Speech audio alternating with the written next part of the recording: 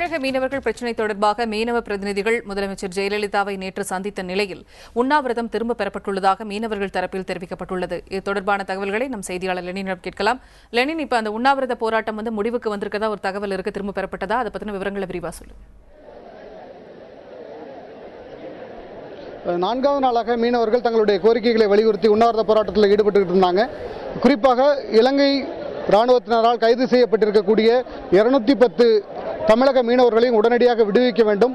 இலங்கை அரசு கையகப்படுத்தி வைத்திருக்கக்கூடிய தமிழக மீனவர்களுடைய 70 விசைப்படகுகளையும் உடனடியாக விடுவிக்க வேண்டும் என்ற கோரிக்கைகளை வலியுறுத்தி கடந்த 3 தினங்களாக இன்று 4வது நாளாக தமிழக மீனவர்கள், குறிப்பாக நாகை மாவட்ட மீனவர்கள் சாகுவரை உண்ணாவிரத போராட்டம் இருக்கப் போவதாக அறிவித்து உண்ணாவிரத போராட்டத்தில் ஈடுபட்டார்கள்.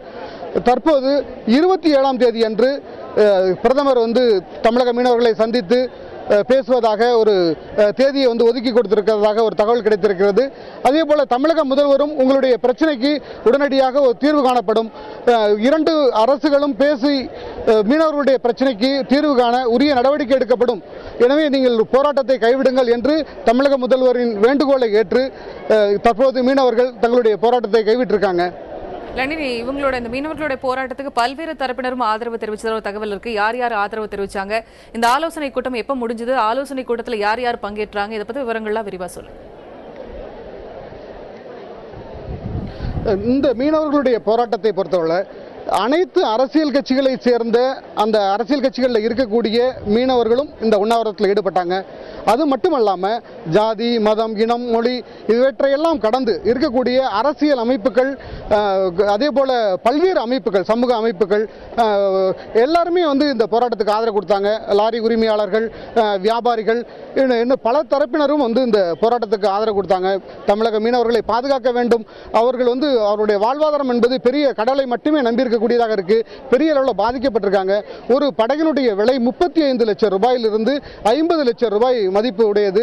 அந்த அத்தகைய படகுகளை இலங்கை அரசாங்கம் பிடித்து வைத்திருப்பதால் அவர்கள் அசலை கட்ட முடியாம, வட்டி கட்ட முடியாம பெரிய அளவில் மீனவர்கள் பாதிக்கப்படுறாங்க, தொழில் பாதிக்கப்படுது. அது மட்டும் இல்லாமல் இந்திய எல்லைக்குள் மீன் பிடிக்கும் போது கூட இலங்கை ராணுவத்தினர் தாக்குதல் நடத்துறாங்க, மீன் படகுகள் உடைத்தெறியப்படுது, மீன்பிடி வலைகள் அறுத்தெறியப்படுது. இந்திய அரசாங்கத்தினுடைய கப்பல் படையை உதவிக்கு கூப்பிட்டா உடனடியாக மீனவர்களுடைய அழைப்பை ஏற்று அவர்கள் வருவதில்லை, அவர்கள் வருவதற்கு மத்திய அரசு உடனடியாக நடவடிக்கை எடுக்க வேண்டும் என்ற பல்வேறு கோரிக்கைகளை வலியுறுத்தி தான் மீனவர்கள் போராடினாங்க.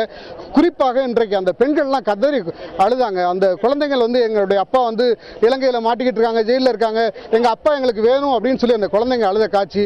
அதே போல அந்த பெண்கள், என்னுடைய கணவர் சிறைப்பட்டிருக்காங்க, என்னுடைய மகன் சிறைப்பட்டிருக்கான் அப்படின்னு சொல்லி வயது முதிர்ந்த பெண்கள் இப்படி அவங்கெல்லாம் கண்ணீர் விட்டு கதறிய காட்சி. அந்த கும்மி கொதிக்குதையா அப்படின்னு சொல்லி அவங்க வயிறில் அடிச்சுக்கிட்டு, மார்பிள் அடிச்சுட்டு கதறிய காட்சி இங்க அனைவரையும் அனைவருடைய நெஞ்சத்தையும் உருக்குவதாக இருந்தது. இந்த மீனவர்களுடைய பிரச்சனைக்கு, அவங்க வாழ்வாதாரமான பிரச்சனைக்கு தீர்வு காண வேணும். அவங்களுடைய சில கோரிக்கைகளை அவங்க முன் வச்சிருக்காங்க.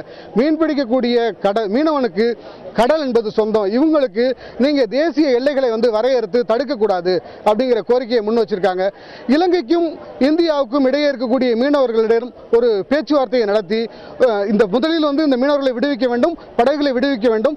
அதன் பின்னர் இரு அரசுகளும் ஒரு பேச்சுவார்த்தை நடத்தி சுழற்சி முறையில் மீன் பிடிப்பதற்கு ஒரு ஏற்பாடு செய்ய வேண்டும். இரண்டு அரசுகளும் மீனவர்களை ஒரு மனிதநேயத்தோடு பாவிக்க வேண்டும் என்ற கோரிக்கையை முன் வச்சிருக்காங்க. அது மட்டும் இல்லாம பல மாநிலங்களில் மீனவர்களுக்கு கடன் கொடுப்பதற்காக பல்வேறு வங்கிகள் இருக்கு.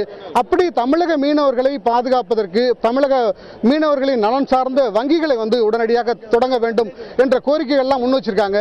இன்றைக்கு 4வது நாளாக நடந்து வந்த உண்ணாவிரத போராட்டமானது தமிழக முதல்வரின் வேண்டுகோளுக்கு இணங்க இந்த போராட்டம் தற்போது தற்காலிகமாக கைவிடப்பட்டிருக்கு என்று சொல்லலாம். வரக்கூடிய 27ஆம் தேதி இந்திய நாட்டினுடைய பிரதமர் மீனவர்களை சந்தித்து பேசி அதன் பிறகு இலங்கை அரசோடு ஒரு சுமூகமான பேச்சுவார்த்தை நடத்தி ஒரு உடன்பாடு ஏற்படும் என்று இந்த மீனவர்கள் நம்பி தற்போது இந்த போராட்டத்தை கைவிட்டிருக்காங்க. லெனின், இப்ப இந்த உண்ணாவிரதம் நடந்த இடத்துல இவங்களுக்கு ஆதரவு தெரிவிக்க ஏதாவது அரசியல் கட்சிகளை சேர்ந்த பிரதிநிதிகளோ தலைவர்களோ இன்னைக்கு ஆதரவு தெரிவிச்சாங்களா? இல்லை, எல்லா அரசியல் கட்சிகளை சேர்ந்த முக்கிய பிரமுகர்கள் வந்தாங்க. மீனவர்களை பொறுத்தவரை எந்த அரசியல் கட்சி சார்பும் இல்லாமல் அவர்கள் மீனவர்களாக மட்டுமே தங்களை அடையாளப்படுத்திக் கொள்ள விரும்புகிறார்கள்.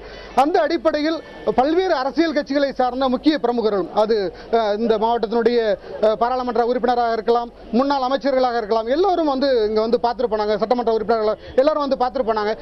எல்லாரும் வலியுறுத்தக்கூடிய ஒரே விஷயம், மீனவர்களாக மட்டுமே நாங்கள் வந்து பாவிக்கிறோம், அவங்களுடைய நலன் சார்ந்து யோசிக்கிறோம், அவர்களை பாதுகாக்க வேண்டும் என்று யோசிக்கிறோம். இதுல வந்து அரசியல் பேதமற்று இந்த மீனவர்களை பாதுகாக்க உரிய நடவடிக்கை எடுக்க எல்லாருமே ஒத்துழைப்பு கொடுக்க தயாராக இருக்கிறோம் அப்படின்னு சொல்லி முன்னாள் அமைச்சர், தற்போதைய பாராளுமன்ற உறுப்பினர் எல்லாருமே வந்து இந்த விஷயங்களை வந்து வலியுறுத்திட்டு போனாங்க. நாகை மாவட்ட மீனவர்களின் உண்ணாவிரதம் திரும்ப பெறப்பட்டுள்ளது பற்றின விரிவான தகவல்களுக்கு நன்றி லெனின்.